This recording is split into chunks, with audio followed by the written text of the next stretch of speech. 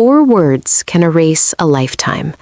I learned that sitting in a quiet law office with rain tapping against the window and my son's name lighting up my phone for the 47th time that week.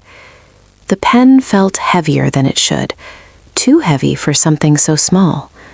The lawyer across from me smelled like lavender and money, the kind of scent that lingers long after the door closes. Papers were spread neatly on the desk, their edges perfectly aligned, waiting for my signature.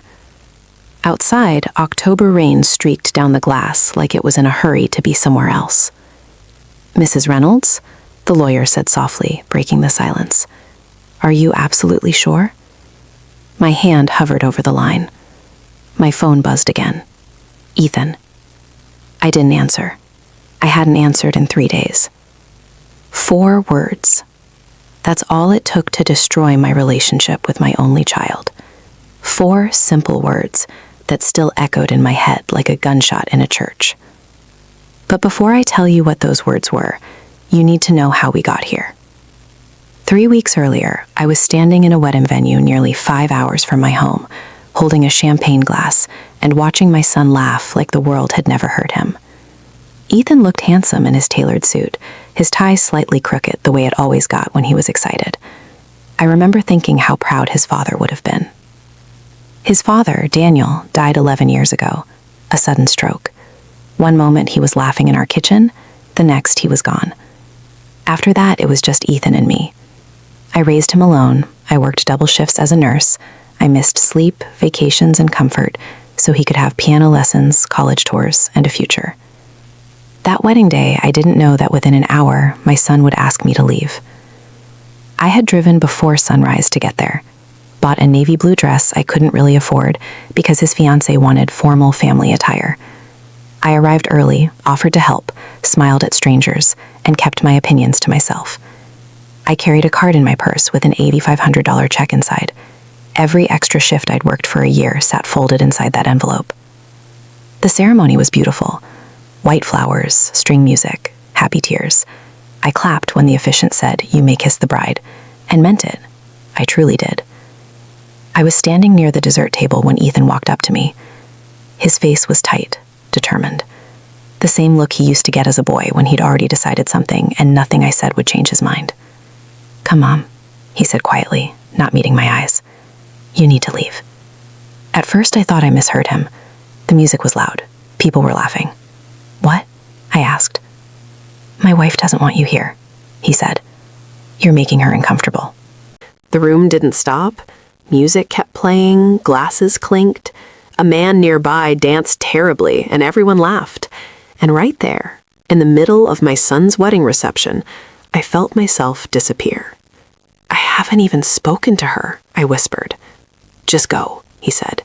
"Please don't make this difficult." Difficult. The word burned. I looked at him, really looked, and realized the boy I raised wasn't standing in front of me anymore. I set my glass down, turned around, and walked out without hugging him. 5 hours. That's how long the drive home was. I drove in silence. The card with the check still in my purse, untouched. The next morning, my phone rang. Ethan's name flashed on the screen. I answered. "Mom," he said brightly, "quick question. I need the property papers." And that was the moment something inside me went cold and clear. Back in the lawyer's office, the rain still falling, I lowered the pen to the paper. I signed. The morning after betrayal is quieter than you expect. No shouting, no drama, just a phone ringing while the world pretends nothing happened. I was kneeling in my front garden when Ethan called the second time that morning. Dirt pressed under my fingernails. Dew soaked the knees of my old jeans. The sun had barely cleared the trees, and my back already ached in that familiar way that comes from years of lifting patients and groceries and a child who once refused to walk. I wiped my hands on my shirt and stared at my phone. Ethan. I answered. "Mom," he said cheerfully, like we'd spoken the day before about weather or groceries. "Did you get my message?" "The one where you asked for the property papers?" I asked. "Yeah," he said, "that one. We need them pretty soon." We. That word again. The property he meant wasn't just land. It was 60 acres in rural Pennsylvania. Land my father-in-law bought after returning from the Korean War. Land Daniel and I maintained for decades. Land where my son learned to fish, where we spread his father's ashes, where memories lived in the soil. "What for?" I asked, though I already knew. His voice brightened. "Development. My wife's uncle knows a contractor. They think we could subdivide it, build houses. The market's hot right now." I leaned back on my heels. A bird hopped along the fence line. The garden smelled like wet earth and rosemary. "You want to sell it," I said. "Not sell," he corrected. "Transform it, make it useful." Useful. Daniel's hands flashed in my mind, calloused, scarred. His promise, whispered from a hospital bed, came back to me clear as day. Keep it in the family. "How long were you planning this?" I asked. There was a pause, a small one, but I heard it. "Well," Ethan said, "we talked about it before the wedding. We just didn't want to stress you out." I laughed then, a quiet, hollow sound that surprised even me. "You kicked me out of your wedding," I said, and waited less than 24 hours to ask for my land. "Mom, you're being emotional," he replied. "This is business." Business. That was the moment I understood something painful and sharp. I wasn't his mother anymore. I was a resource. Over the next 3 days, the calls multiplied. Missed calls, voicemails, texts that started polite and ended angry. His wife sent messages too. Sweet words wrapped around sharp expectations. Talking about my golden years, about downsizing, about how stressful it must be to manage land at my age. I was 59. They spoke to me like I was already fading. One night, Ethan left a voicemail that finally cracked something inside me. "You're being selfish," he said. "Dad would want me to have this." That was the moment grief turned into clarity. Daniel didn't want this. Daniel wanted respect. On the 4th day, I drove into town, parked in front of the same law office where I sat now. The lawyer listened without interrupting. When I finished, she folded her hands. "There is a way to protect the land permanently," she said. She explained the trust, the permanence, the finality. I didn't hesitate. "Draw up the papers," I told her. Now, back in her office, the documents lay in front of me. My phone buzzed again. Call number 48. "Do you want to take that?" the lawyer asked gently. "Yes," I said, "I do." I put the phone on speaker. "Mom," Ethan said immediately. His voice was frantic now. "Please, don't do anything without talking to me." I looked at the signed papers, at my name in ink, at the rain streaking the window. "I already have," I said. "What did you do?" he asked. I took a breath. "Listen carefully," I said. "I'm only going to say this once." The silence on the other end stretched thin. And then I spoke the 4 words that ended everything he thought he was entitled to. The silence after truth is louder than any scream. It presses against your ears until you realize nothing will ever sound the same again. "I donated the land," I said, "to a conservation trust." For a moment, Ethan didn't speak. I could hear his breathing, sharp and uneven, like he was trying to run without moving. "You... what?" he finally whispered. "The papers are signed," I continued calmly. "The land can never be sold, never developed, never subdivided. It's protected forever." "No," he said quickly, too quickly. "You can't do that. That's my inheritance." "It was never your inheritance," I replied. "It was your father's, then it was mine. And now it belongs to the future." I heard another voice in the background, his wife, sharp, urgent, asking what was happening. "What did she do?" she demanded. Ethan covered the phone for a moment, then came back louder, angrier. "You chose dirt over your own son," he said. "Do you hear yourself?" I closed my eyes. "My grandfather lost fingers working in a mine to buy that land. Your father spent decades caring for it, and you wanted to bulldoze it because someone promised you fast money." "That's not fair," he snapped. "You're punishing me." "No," I said quietly. I'm protecting what you refuse to respect. You'll regret this, he said. I'll contest it. I'll take you to court. You won't, I replied. The trust is irrevocable. The word hit him hard. Irrevocable. I heard something crash in the background. A chair, maybe. His wife's voice rose, sharp with panic. Fix this, she hissed. Fix it now. I have to go, I said. Mom, wait. I hung up. I turned my phone off and placed it face down on the lawyer's desk. For the first time since the wedding, my chest felt light enough to breathe. The weeks that followed were strange. Quiet. Too quiet at first. No calls, no messages. Then anger arrived by email. Legal threats, accusations, claims that I was unstable, manipulated, cruel. I let the lawyer handle everything. At home, winter crept in slowly. Frost edged the fields. The old barn stood steady against the wind. I walked the land every morning, touching trees planted before I was born. I talked to Daniel out loud, the way widows do when silence gets heavy. I kept my promise, I told him. In January, the email stopped. In February, the lawyer told me Ethan's wife had filed for divorce. I'm not surprised, I said. In March, spring came early. Wildflowers pushed through the soil like they'd been waiting for permission.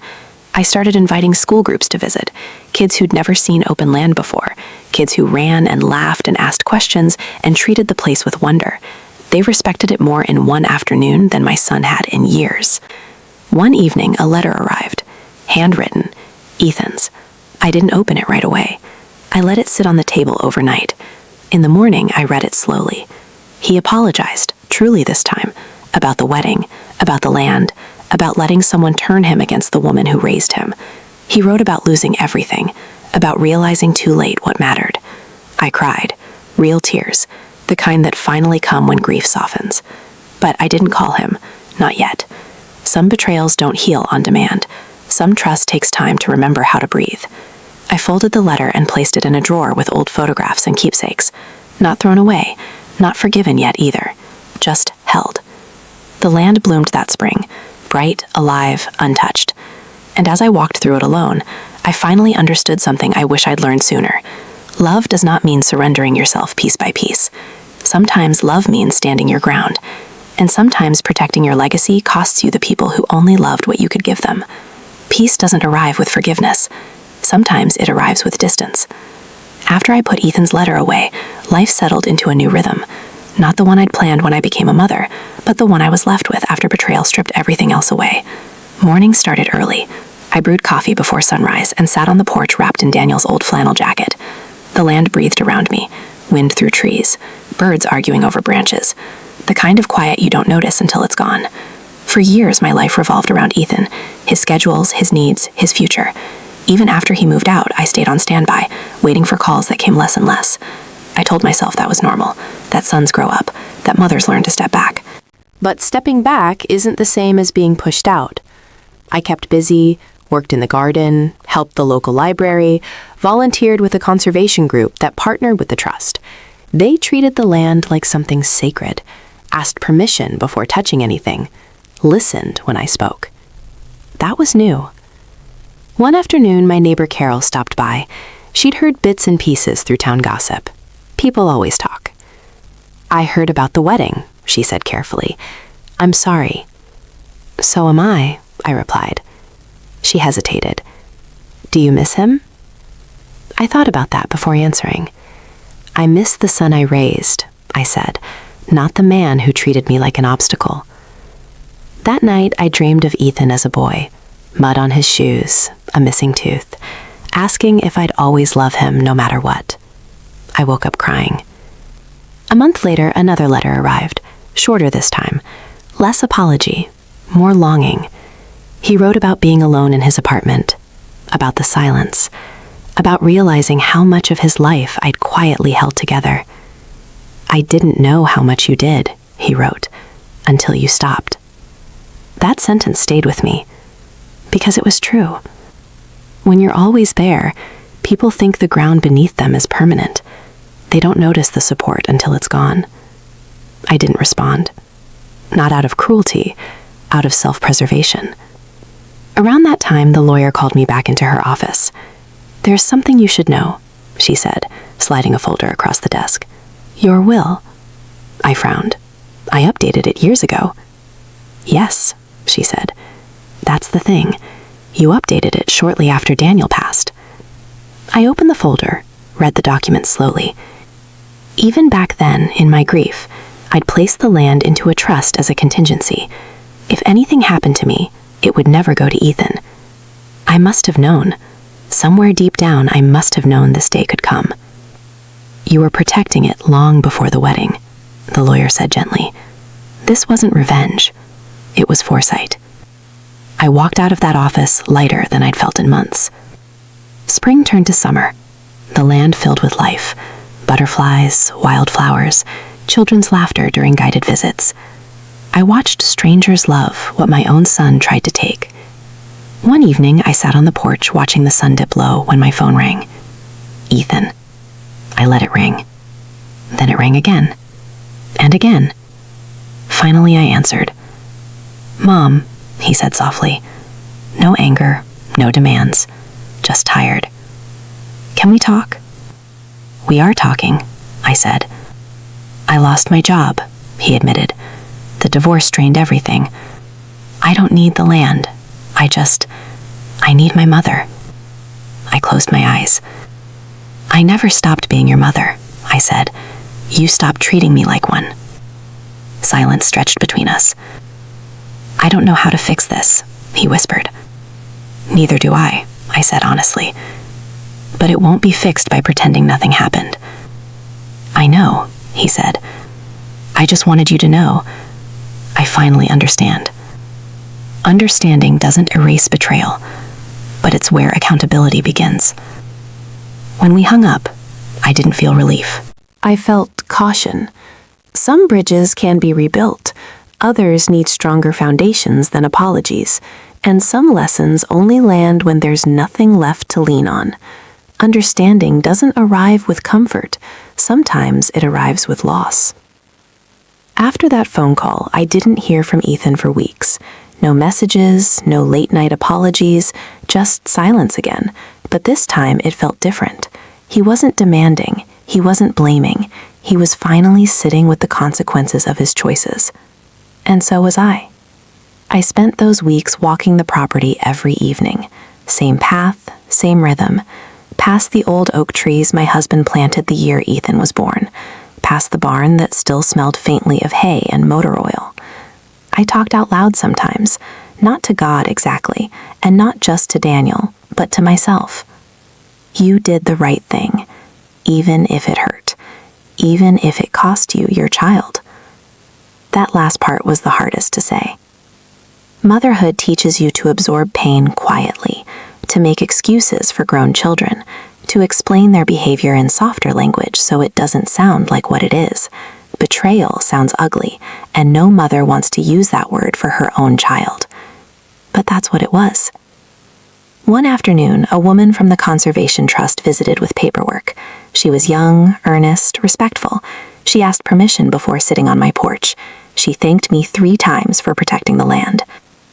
You didn't have to do this, she said. Most families sell. I smiled sadly. Most families forget where they came from. She didn't argue. That night, I dreamed again.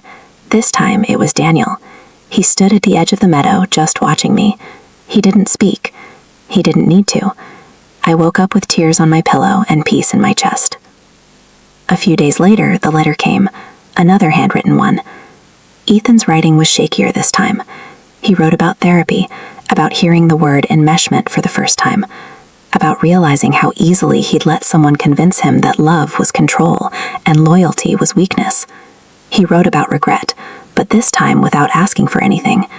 No land, no forgiveness, no access. Just truth.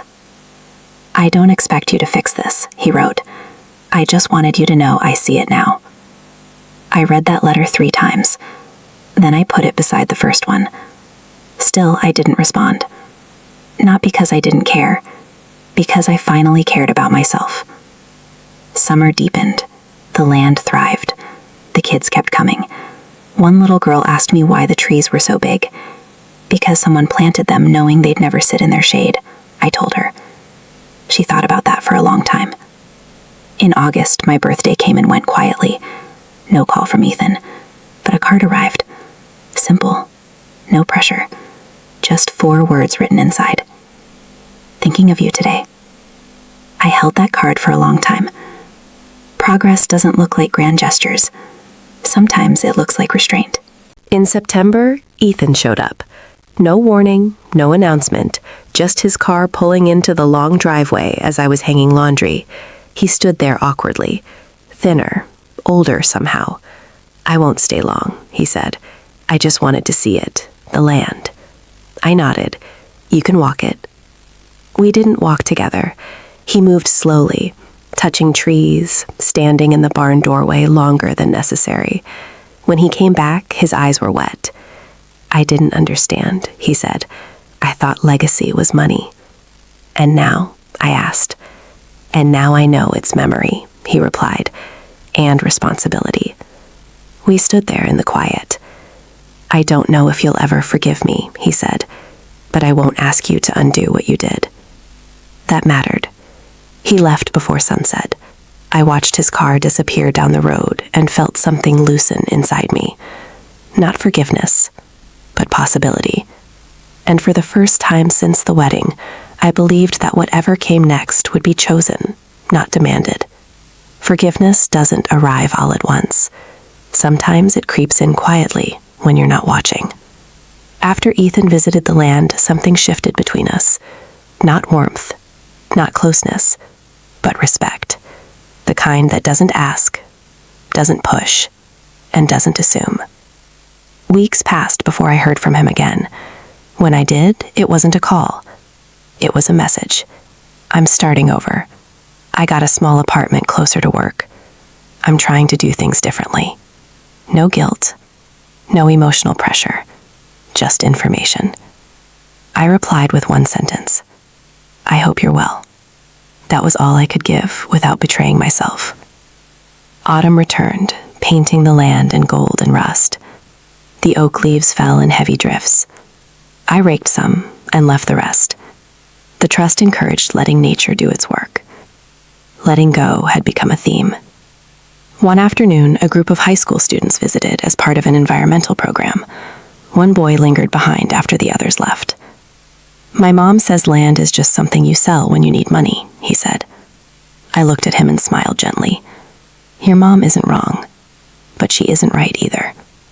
He frowned. "What do you mean?" "Some things are only valuable because we refuse to sell them," I said. He nodded slowly, like he'd tucked that thought away for later. That evening, I found myself thinking about Ethan as a boy, about the nights I stayed up with him when he was sick, the way he used to fall asleep on my shoulder during thunderstorms. Love doesn't disappear just because trust breaks, but love changes shape. In November, Ethan called. I almost didn't answer, but I did. "Hi, Mom," he said. "Hi," I replied. "I wanted to tell you something before you heard it from someone else," he said. I turned down a job offer. It would have required developing land. I couldn't do it. My chest tightened. "I didn't know you cared about that," I said. "I didn't," he admitted. "Not until I lost the right to decide." That sentence stayed with me long after we hung up. December came quietly. No holidays together. No forced traditions. Just space. On Christmas morning, a package arrived. Inside was an old photo I'd never seen before. Daniel and Ethan standing in the meadow. Ethan couldn't have been more than 5. Daniel had written something on the back. "For when he's old enough to understand." I sat at the kitchen table and cried. Ethan didn't ask to come over, didn't ask to talk longer. He let the gift speak for itself. And for the first time, I felt the smallest flicker of forgiveness. Not full, not free, but alive. In January, we met for coffee in town, neutral ground. We talked about simple things, weather, work, books. We didn't revisit the wedding. We didn't dissect the betrayal. Some wounds don't heal faster by being reopened. Before we parted, he looked at me and said, "I don't expect us to go back to how things were." "Good," I said. "Neither do I." "But I hope," he added carefully, that we can build something new. I considered that. Maybe, I said. And that was enough for now. Not every story ends with reconciliation. Some end with boundaries. And sometimes, boundaries are the only thing strong enough to hold love without letting it rot. Healing doesn't announce itself. It shows up one ordinary day and asks if it can sit beside you. Winter softened into early spring again. The land woke slowly, like it always did. First the birds, then the grass, then the stubborn flowers that never waited for permission. I watched it all from the porch, wrapped in a sweater Daniel once loved, thinking about how strange life is when it doesn't collapse after betrayal. You expect ruin. You expect loneliness. You expect regret to swallow you whole. But what I felt most days was steadiness. Ethan and I kept our distance, but the distance wasn't hostile anymore. It was respectful. We met once a month for coffee. Sometimes we talked for an hour, sometimes for 10 minutes. We never forced it. He never asked for the land again, not once. That mattered more than any apology. One afternoon, he asked if he could bring something by. "I won't come in," he said quickly. "I just want to drop it off." When he arrived, he carried a small wooden box, handmade, uneven in places. "I built it," he said, "in a class. Thought you might like it." Inside were old letters, Daniel's handwriting, notes he'd written to Ethan over the years and never mailed. Advice, encouragement, love, the kind of quiet, fatherly love that doesn't perform. "I found them while packing," Ethan said. "I think he wanted you to have them." My hands shook as I lifted the first letter. "Thank you," I whispered. Ethan didn't linger. He never overstayed anymore. That night, I read every letter by lamplight. I laughed. I cried. I spoke Daniel's name out loud until it didn't hurt the way it used to. I realized then that betrayal had taken many things from me, but it had also returned something I didn't know I'd lost. My voice. For years, I'd softened my truth to keep peace, swallowed hurt to keep relationships intact, confused sacrifice with love, and that confusion nearly cost me everything that mattered. Spring came fully. The meadow bloomed again. Children returned. Laughter filled the land. One little boy asked me why I lived alone. I smiled. "I don't," I said. "I live with everything that made me who I am." He seemed satisfied with that. Ethan and I took a walk together one evening, the first time since the wedding. We didn't talk much. Words weren't needed. At the fence line, he stopped. "I don't deserve this," he said. "No," I replied gently. "You don't." He nodded. "But I'm grateful." That mattered too. We walked back in silence. I watched him drive away, and for the first time, I didn't feel like I was losing my son. I felt like I was meeting him again.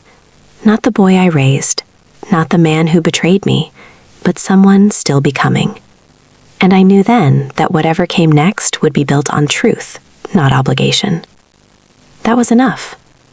Almost enough. Some endings don't close doors. They teach you which ones should never be opened again. Life didn't suddenly turn perfect after that. Healing never works that way, but it became honest, and honest felt lighter than the years I'd spent carrying other people's expectations on my back. Ethan and I stayed in careful contact. Holidays were simple. Short visits, clear boundaries, no pretending, no rewriting history. When the wedding came up, we didn't argue about it anymore.